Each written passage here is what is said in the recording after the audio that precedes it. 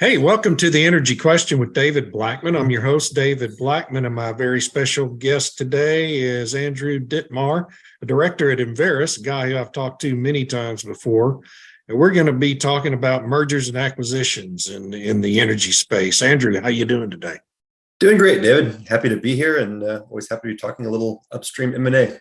Yeah, boy, I tell you, you put out a report on the first quarter here a couple of days ago, and turns out the first quarter, I think coming into the year, many folks thought this was going to be a really busy year with M&A activity in the upstream space, and first quarter didn't quite work out that way, did it? Yeah, we had our challenges. A few good deals got across the finish line. The Matador acquisition of Advance and the Delaware was a little bit more along the lines of what we thought we'd see this quarter. Lots of public companies that need inventory, lots of private companies, or some private companies anyway, that have inventory still for sale. And that's kind of what we thought was going to be the driver of M&A activity. So we got off to a good start with Matador, but didn't get as many of those done in the quarter as we thought. What was kind of surprising this quarter was how active the Eagle Ford was. Yeah, I was going to ask about that. What's going on? The Eagle Ford had been kind of moribund for so many years, and now suddenly, we're having all this activity down there. What's happening? Yeah, that's right. Did a bit over $5 billion in Q1, which I think was the best quarter we've had in the Eagle Ford, in almost 10 years. One of the top three, certainly since 2010. So really driven by the Chesapeake exits, the two sales Right. to Wildfire up in the eastern Eagle Ford, Brazos Valley, kind of College Station area. Some of the Aggie, let me classify it as being that.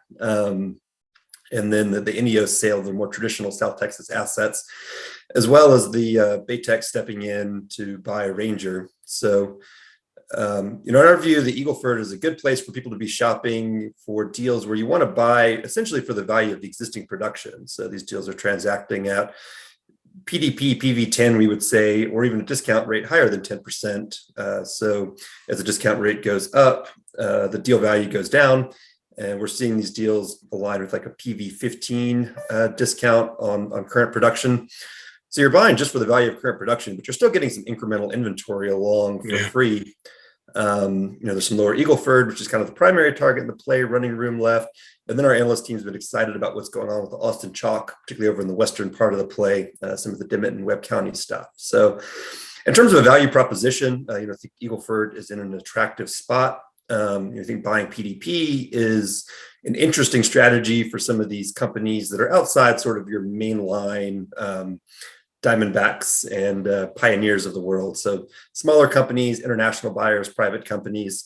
That's kind of what we're seeing step into the Eagle Ford. And that really was the case so far this year, where I think that all of the big buyers in the main part of the Eagle Ford, Ineos and Baytex, came as new operators and from outside the U.S. Wildfire was kind of the one logical buyer for that Eastern Eagle Ford piece. Instead of the old Wild Horse team buying their asset back, they'd already brought up Hawkwood, which was their neighbor there. So kind of expected that they would do that deal, but a little surprised to see Ineos come in on the main Eagle Ford part. So what's happening with Chesapeake? Are they just trying to focus, like become almost a pure play Haynesville producer now? Yeah, pure play gas for sure. So they'll be split between the Haynesville and Appalachia, Marcellus. A little more inventory in the Haynesville. That probably will be where a little bit more of their growth is headed. Although I don't think anyone wants to hear growth in Haynesville in the same sentence at this point. These prices, it's a tough time to making the pivot. I think it was a good strategic decision at the time they launched it back in 2022. The gas prices were doing really well. It was easier to write a longer term bull case for gas, which is still in play. I think if you look multi-years out, that more US LNG is going to come online. Eventually gas is going to transition towards being more of a global commodity like oil, as LNG exports let us move it around. Europe obviously needs US gas with the Russian supplies cut off. Simplifies the portfolio, and is an easier story to tell investors. That Eagle Ford asset didn't really have a place in their go forward plan. So I think it was a good strategic decision given the time. It's just kind of rough the way commodity prices have moved on them subsequently, where gas has gotten hammered over the last 6 months. We're down from north of $6 in December to we're bouncing around the low twos right now in the front month contract. Yeah. Well, it's like you say, the more we can internationalize the demand for it, the opportunities there for these producers to ship it internationally, the better hopefully their price picture will become. I wrote a story this week about a big new LNG terminal just got approved down by Brownsville, and so that industry is expanding. And I guess in the next few years we can probably hope at some improvement in the domestic price for natural gas, right? Yeah, absolutely. It's fun to see. As a personal anecdote, I took a couple of days off at the end of last week and went down to Port Aransas on the Texas coast, which is just outside Corpus. So sitting in a sleepy little fishing and beach town, having a drink and a fish sandwich, and look out over the ship channel. There's this massive thing headed out, massive ship, all these big compartments on top, and boy, that kind of looks like an LNG tanker. So look the ship up, and you can track these things, and it was, in fact, LNG headed from Corpus to Rotterdam. So U.S. gas headed to Europe. So it's cool to see that in place. And absolutely expect more of that. And do think that eventually, right, we'll head towards that international market. You'll see a recovery in gas prices. It's going to take time to build these out, right? These big, complicated projects. So you're probably looking at best case 24, maybe 25 or 26 before you get that meaningful sustained recovery in gas prices. You could have some blips up in the interim, but ultimately head towards a more internationalized market with a much higher floor for North American gas, which I do think makes this an overall attractive time to be long gas. We haven't seen a lot of those deals get done. And that was one of the reasons that M&A activity came in lower than we expected last quarter is gas deals were absolutely non-existent. There was one gas deal, like a couple $100 million, diversified, which tends to buy the oldest, most legacy stuff that nobody wants. Right. Or almost orphan wells at very attractive prices. So they did a deal. They added some incremental production there, but none of the big gas deals that we thought would get across the finish line happened. There'd been talk that Rockcliffe was close to finding an exit. Some of the big Appalachian producers had been on the market, but it's tough to draw up a sales price. You think you're going to get a $6 gas, and then a buyer comes in with a bid based on $2 gas for you. And then because that LNG story is so well telegraphed, and I'm on board, I think you're on board, everybody's on board. Unless you have some real pressure that you need to sell in the next year or two, maybe you're going to sit this out and wait for that recovery in prices and think these assets are going to be worth a whole lot more in 25. Yeah, and you mentioned, of course, very little activity in the Permian. You had the Matador and Advanced Energy merger. And then you also had Diamondback do a kind of smallish transaction, $439 million. I guess they were just divesting some non-core assets out there. Yep, absolutely. Diamondback was a pretty active buyer last year. They did the Firebird deal. They did the Lario deal. Stacked up their portfolio. Not that they necessarily need it. They're in a great position in terms of acreage and inventory, but kind of a natural follow-on of those bigger M&A deals as you comb through and you find assets that don't have a lot of value in your portfolio right now and trim those down. So we actually think there's probably room for more of those types of transactions to occur. And it is a good chance to find a value accretive win-win deal for buyers and sellers where you have inventory that isn't going to get drilled because it's not high enough quality for a Diamondback or a Pioneer or even an EOG. You can look outside the Permian and see some of the assets that are sort of being held up in the Williston and the Bakken that aren't in the line of development in the next 10 years for a big company or a major, but they would slot right to the front of a small caps drilling opportunity set just because they're so light on inventory. So we haven't seen a lot of those types of deals, but we do think there is room for more non-core sales from the big companies. It brings some value forward on things that essentially have no value in their portfolio. And even with paying for upside, it'd be value additive to the mid caps and the smaller companies because you're filling out your inventory and really tackling what is your main issue, which is you only have a couple years of high quality drilling left. And investors are very in on that, and they love the cash flow that you're generating now, but they're not going to buy your stock. They think you can only hold that for another 2 or 3 years before you run out of stuff to drill. Yeah. You mentioned in your report that you put out the potential for some activity around mergers of equals in the mid-cap space, the small to mid-cap space. What are the factors behind that? Sure. So we haven't seen a lot of corporate M&A lately. We kind of had a big wave as you came out of COVID. We got the Pioneer Parsley deal, Conoco buying Concho. Yeah. So really active wave, and it's been pretty quiet since then. But there's a lot of mid caps, right, that we really just don't need, to be honest. The industry is consolidated a long ways, but there's more room to go.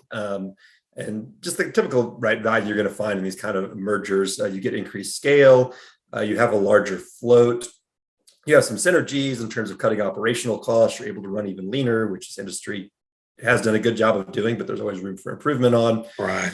You're not necessarily going to solve your inventory issues if you take two mid caps that are both light on inventory and you marry them together. You're just going to have a somewhat larger company light on inventory, but it does give you a larger base than to maybe go out and tackle the A&D market and see what you can do in terms of adding some assets and extending that out. So, yeah, definitely still some room for these mid caps to combine, narrow down that space. And then there's a potential for a mid cap to be targeted by a large cap buyer, but I don't know if they're going to be real attractive to the Diamondbacks or Pioneers of the world, just because they don't really bring that inventory to the table. I think they're looking at a very limited set of high quality opportunities that are still in the space. The private unicorns are kind of the ones that get talked about the most. So there's the Crown Quests of the world, the Endeavors. We don't know that they're going to be for sale, but I think if they were to potentially be for sale or open to offers, they would get a lot of interest from a Pioneer or even an Exxon level company. Well, and you talk about that. I mean, of course, the Pioneer to Exxon rumor popped up 3 weeks ago now before we recorded this. And of course, that was at a time when Brent was sitting at about 86, and today it's at 72.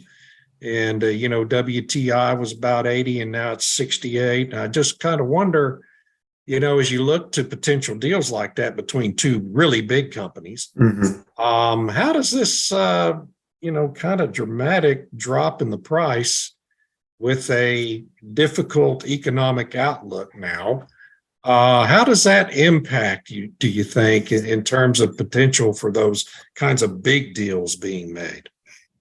Yeah, it's not great for big deals or small deals. Yeah, we just talked about that a little bit on the gas side, that movement down. Volatility is bad for M&A, and volatility downside is bad for M&A. So when you have volatile prices to the downside, that's just a really tough combination to work around in the market. So I think there probably are some big deals, that potentially could have gotten done at a more stable or higher price, and small ones that are going to be delayed by this movement down, and then the uncertain economic outlook. I think I'm certainly not a macro economist. Right. I'm not either. I'll let that one pass, but we're a pretty significant rate hike cycle here over the last year or so. Traditionally, when the Fed's done that, we've had some kind of recession, and so the debate amongst those who know more and follow that more closely than I am is that we're headed for a recession, and it's been this mild versus severe situation. We actually thought oil prices were going to be fairly resilient, even with a recession baked in as the base. And they may still be. That's right. We could get a recovery. But certainly the way things are looking at the moment, it's a little tougher for deals. I think that $80 is a really good point for M&A to transact at. It's kind of where we saw some of these rumors of bigger deals, and we saw more transactions get done. If you think kind of where we've been over the last few years, we're a cyclical business. We're always going to be one, but we've traded from about a $60 to $100 range, we'll call it. And so 80 is right in the middle of that. Sellers are feeling like they're getting a good price on their assets. They're not selling at the bottom of the market at that kind of pricing point. Buyers are feeling like maybe there's still some more upside to be had, or they're not at least buying at a peak at $80. So I think somewhere in that range with fairly steady prices is where you really see oil and gas M&A take off. And then as you approach either that trough at 60, sellers start to step out. As you approach that peak around 100, buyers get a little nervous about getting caught out buying at the top, and those maybe make M&A a little bit more challenging. Yeah, but of course, at the same time, Exxon's sitting on an awful big pile of cash. That's right. And Chevron is too, not quite as big. And of course, ConocoPhillips has a lot of cash on hand as well.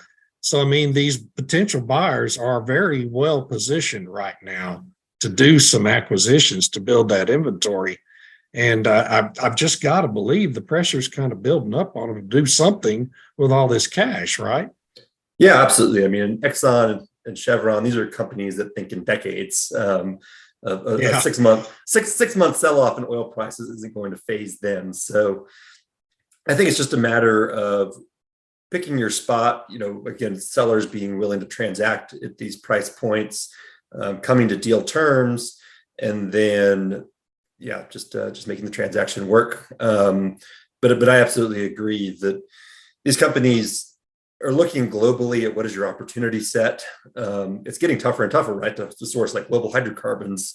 You've taken Russia off the table in terms of being available for investment to Western companies for probably, certainly my foreseeable future. At least a decade, you would think. At least a decade. There's some exciting offshore stuff being done. I mean, Suriname. Obviously, there's some opportunities in Brazil, although that country is sort of yo-yoed in terms of political direction as well. So you're looking at what's available that's left where you can buy high quality supply in a politically stable country. And despite our sort of internal debates, I think we still count as pretty politically stable here. The Permian looks awfully attractive from a global perspective, and it is going to be a centerpiece for the Exxons and the Chevrons of the world for a long time still to come. And they absolutely want to consolidate those few last big opportunities that are left. So I wouldn't be surprised to see them go after a pioneer. I mean, Scott Sheffield is stepping down at the end of the year. So certainly you could read the tea leaves that it might be an opportune time for Pioneer to look at an exit as opposed to trying to transition to a new leadership. Although obviously they have a great team in place as well. I think again, Endeavor is one that would be of interest to this type of companies if they were to put themselves up for sale. Crown Quest, although they're not quite at the scale of a Pioneer or Endeavor, but wouldn't be surprised to see one of those mega deals come across the line. Yeah. Now, do you think Pioneer, when you look at Pioneer's asset base, it's almost entirely in Texas. That's actually a fairly significant advantage, right? If you're a company with a big asset base like that in a state like Texas that is very, always been a petroleum friendly state, that's kind of makes it more attractive as a takeover target, doesn't it? Yeah, I mean, if you're looking at, again, we kind of talk about like global regulatory risk with you. Where in the globe is the lowest regulatory risk possible? Rural Texas is probably right up at the top. Either West Texas or South Texas Eagle Ford. They like their oil at the local level, the state level. You take the federal lands issue off the table, although it hasn't played a major role.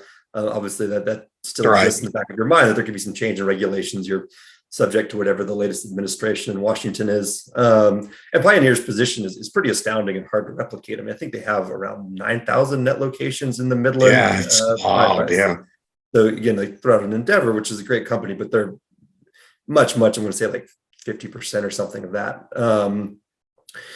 I think it's just figuring out pricing and where can you get that deal done. And the sort of past waves of M&A we've had, like say right out of COVID, some of these smaller deals, they were priced at essentially no premium to where the company was trading. Maybe like a 5% premium or something. But I don't think a Pioneer is going to sell themselves at an at a trading valuation or for a 10% premium. They're going to be looking at where's their all-time high. I mean, can we get like a meaningful 25% premium over our equity as it stands now? And Exxon, as much as they may want that resource, is also a very cautious company that doesn't overpay for things. So it's just going strategically. I think the deal makes a lot of sense. It's just when you get to that scale, can you figure out a price point that's going to work for the buyer and seller? We hear a lot about some building pipeline constraints coming out of the Permian. Is that having, you think, any kind of a dampening impact on the willingness of people to do these deals right now? I don't think it's. Or is it just not a real factor? Impactful, yeah. Obviously, you need the gas takeaway capacity. You don't want to flare if you can avoid it. Yeah. But the Permian's not so infrastructure constrained. I think that you're really going to have a meaningful impact on deals at a basin-wide scale. There might be some particular counties, particular areas where you're looking at an asset and you're looking at what capacity is available and you're adjusting your transportation costs and it's affecting the economics of the deal and not going to make it work. But I don't think at a Permian-wide scale, it's it certainly impacts on the margins. I'll make up a number, right? So like 5-10%, but it's not. It's kind of like we get asked sometimes about the ESG side, and is that impacting deals? They need to be like emissions accretive, and I think it matters, but it's not going to drive a deal by any means. Yeah, it's not what drives the deals is what always has. What's the production profile look like? What are you paying for that production, and what does the undeveloped acreage inventory look like, and how does it fit in your portfolio? These other factors kind of fit in on the margin, but you have to have those core pieces in place, and then you can make everything else work. On the other hand, you get up into Appalachia, right? And you not only you're dealing with a commodity that's price depressed, and then you have these takeaway capacity constraints. I mean, It's got to have an impact on deal making up there, doesn't it? Absolutely. Gas plays are a whole different story, right? Yeah. You can get very pipeline constrained, and I mean, oil. The worst case, you don't want to, but you can flare some gas and put an oil in a truck and move it out. You don't have takeaway capacity in Appalachia. You're stuck. I think the other thing that's interesting there is we've seen this EQT Tug Hill deal get held up by the FTC for antitrust review. EQT was kind of the natural consolidator of that basin and was certainly moving in that direction. And now they can't get that deal across the finish line. So I think that maybe is going to make them take a step, certainly will make them take a step back in terms of what they can do. It's going to make other Appalachian producers be a little bit more cautious in terms of bidding on these assets. And I think that is going to have a chilling effect on M&A there in terms of consolidation within the play. Now, maybe it opens an opportunity for somebody outside the basin to step in and buy some gas. Kind of a off the wall idea that was out there before Pioneer was going to sell themselves to Exxon, is that Pioneer would buy Range Resources. And as crazy as it sounds, we kind of liked it. We get back to what you and I were talking about at the beginning of this, that gas is maybe at a historical low right now that we're never going to see again once this LNG is online. So if you're an oil-focused company, you have a delta in the commodity you're selling versus gas that may never be there again. Maybe it does kind of make some sense for you to go out and buy a gas company or buy a major gas asset. I don't know how easy of a sell it's going to be to your investors. Right. Yeah. Cimarex Cabot tried that a few years back, and the stock, at least when they initially announced the deal, if I recall, they didn't love it.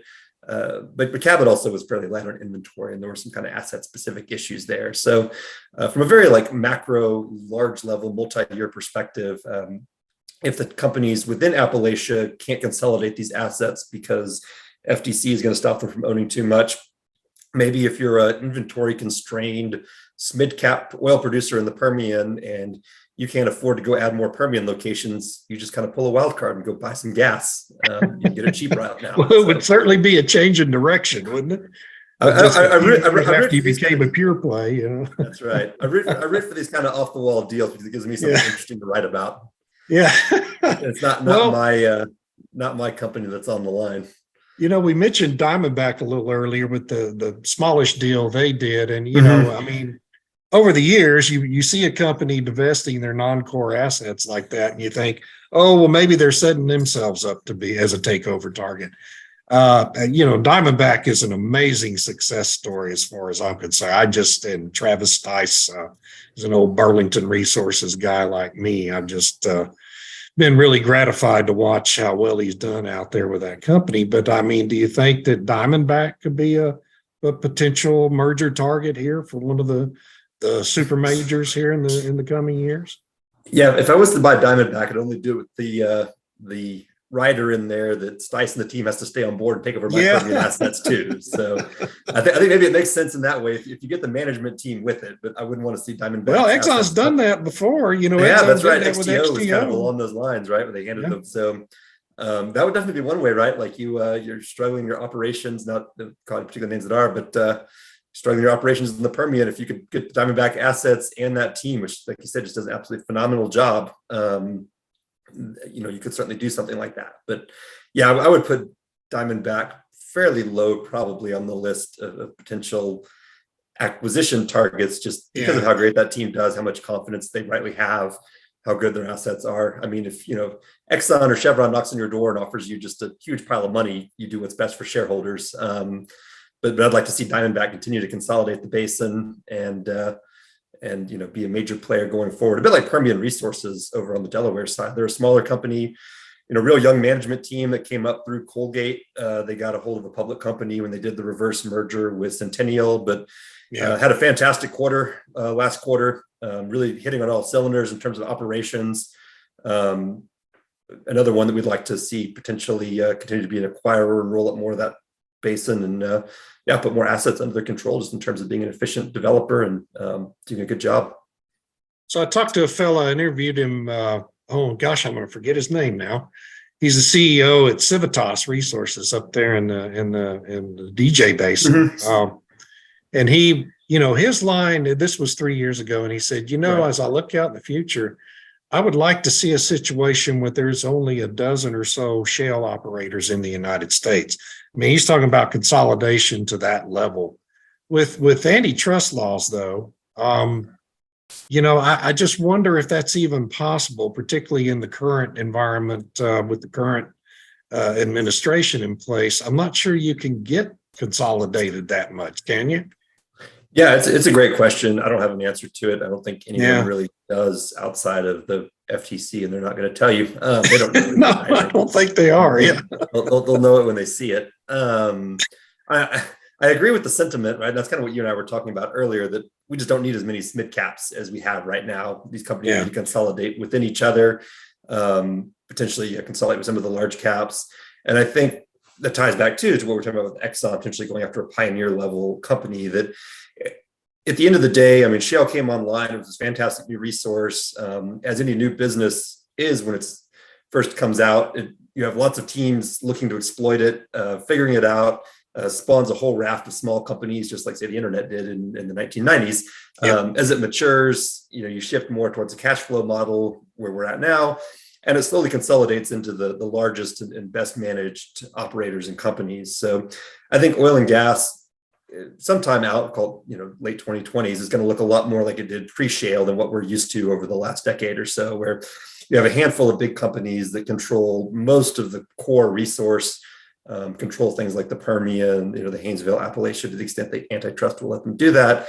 And then you'll have scattered private companies kind of focused on your more off the wall type opportunities, San Juan, Rockies Gas, Mid-Con, Texas Panhandle type stuff. So I think that is where we're headed. That's where we should head. I would say that you shouldn't have antitrust concerns. I mean, consolidating something like the Permian or the Eagle Ford, that's an oil play. I mean, it just has very different dynamics than Appalachia. We can kind of get control of the local gas market. But then, never say never in terms of where antitrust is going to end up. Well, it sure is going to be interesting to watch it all play out. I hope I get to live long enough to see it. But I will tell you, my viewers and listeners, nobody does a better job of covering the M&A space than Andrew does and Enverus. And that's why I'm always interested in talking to you guys when you put out these reports. And really appreciate your time. These half hours go so fast. It's incredible. And I guess with that, we're going to have to wrap up, man. Thank you. Appreciate it. Yeah, appreciate you having me on. Always a pleasure. Great questions and fun to talk to somebody else that is well informed and likes the space as much as I do. So, well, I'm an oil and gas nerd just like you are, man. Enjoy the conversations and look forward to the next one. All right, thanks, and thank you, everybody. Thanks to the Sandstone Group for hosting our show, and to our extraordinary producer Eric Perel. I'm David Blackmon, and that's all for now.